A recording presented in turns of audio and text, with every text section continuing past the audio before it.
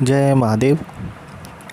नमस्कार दोस्तों, हमारे YouTube चैनल कलयुग निवारण में स्वागत है। और यहाँ कलयुग निवारण में मैं आपको बताऊंगा कि जो दैनिक परेशानी है, जैसे उससे संबंधित सभी परेशानियों का निवारण जो मैं सिर्फ अथर्ववेद होता है उसमें से देख कर के ही बताता हूँ।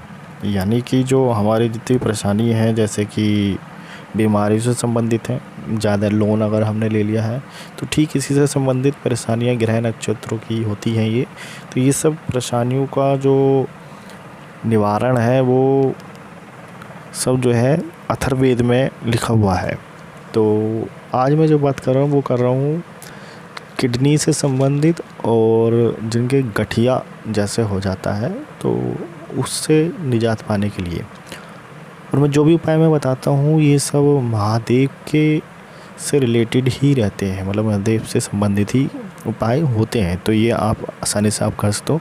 और जो मेरे उपाय होंगे ये आपको किसी अदर चैनल या कोई और जैसे गुरु महात्मा होते हैं वहाँ नहीं मिल सकते हैं, क्योंकि मैं ये सब बताता हूँ अथर्ववेद में से देख करके ही।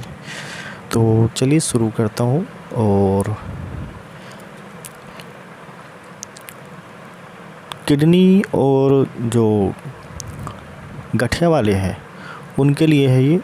तो उनको करना क्या होगा कि जैसे डॉक्टर बोलते हैं कि डायलिसिस करना पड़ेगा या जांच के लिए जैसे रिपोर्ट जाएगी, तो वैसे उसमें बहुत ज़्यादा पैसा ख़राब हो जाता है। तो आप मात्र ये एक उपाय करिए, और बाबा की कृपा बनी, महादेव की कृपा बनी तो देखिए कि इसमें आपका जो बीमारी है उससे आपको निजात पानी शुरू हो जाएगी। करना सिर्फ ये, जो मासिक शिवरात्रि आती है, हर महीने शिवरात्रि आती है, एक मासिक शिवरात्रि होती है। तो ये आप कैलेंडर में आप देख सकते हैं। जैसे मान लीजिए आज मासिक शिवरात्रि है और अगले महीने की जैसे मासिक शिवरात्रि आएगी, तो तब तक आने तक आपको जिस बीमारी से निजात पाने के लिए आपने उपाय किया है उसमें आपको फ़र्क दिखना शुरू हो जाएगा।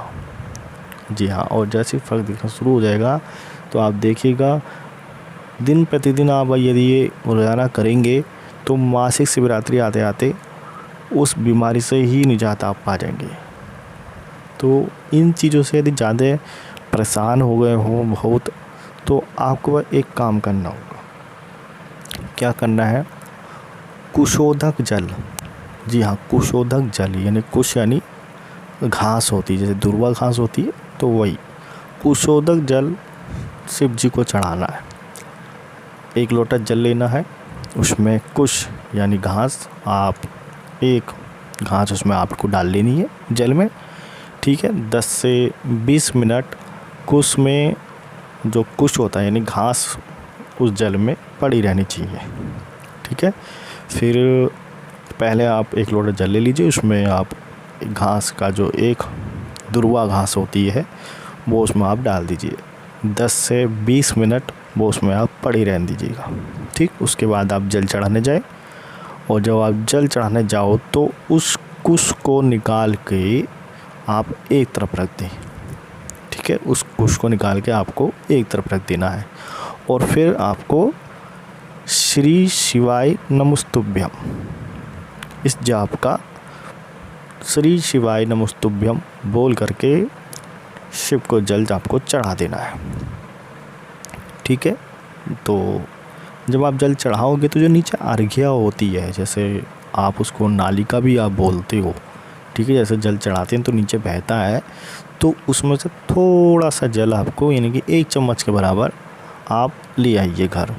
और जो भी मरीज़ है जैसे, तो उस मरीज़ के थोड़ा सा पिला दें, आँखों में लगा दें और उसके ऊपर छिड़क दें। यदि और भी कोई मरीज़ है घर का तो उसमें भी यही आप कर सकते हैं।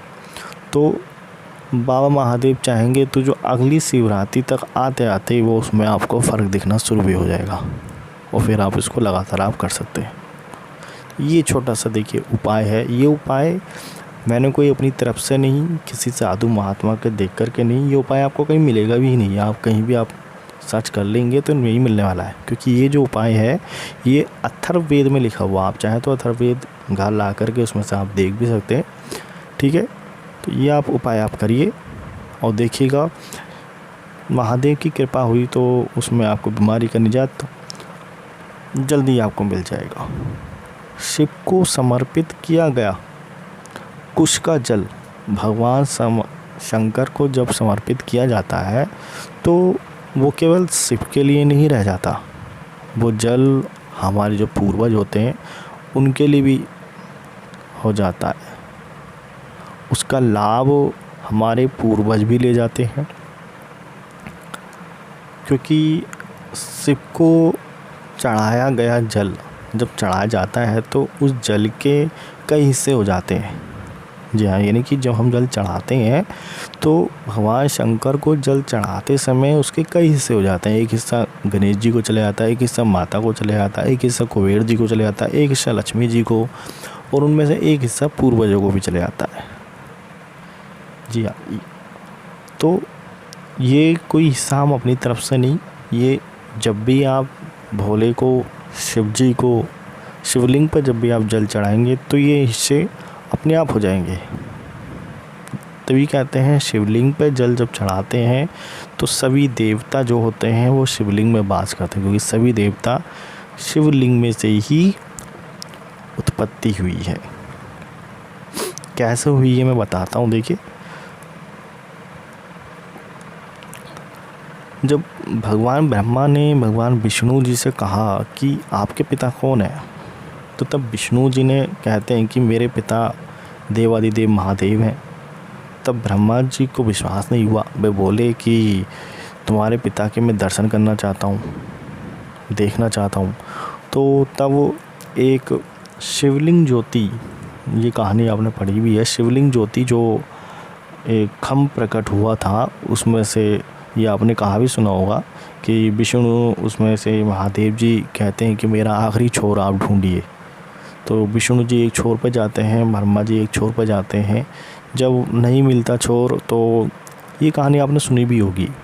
तब महादेव जी कहते हैं कि मेरी उत्पत्ति नारायण से हुई है, और नारायण की उत्पत्ति, जो नारायण में से जो उत्पत्ति हुई है वो ब्रह्मा जी की हुई है, और इन्हीं में से ही सभी देवी देवताओं की उत्पत्ति हुई है।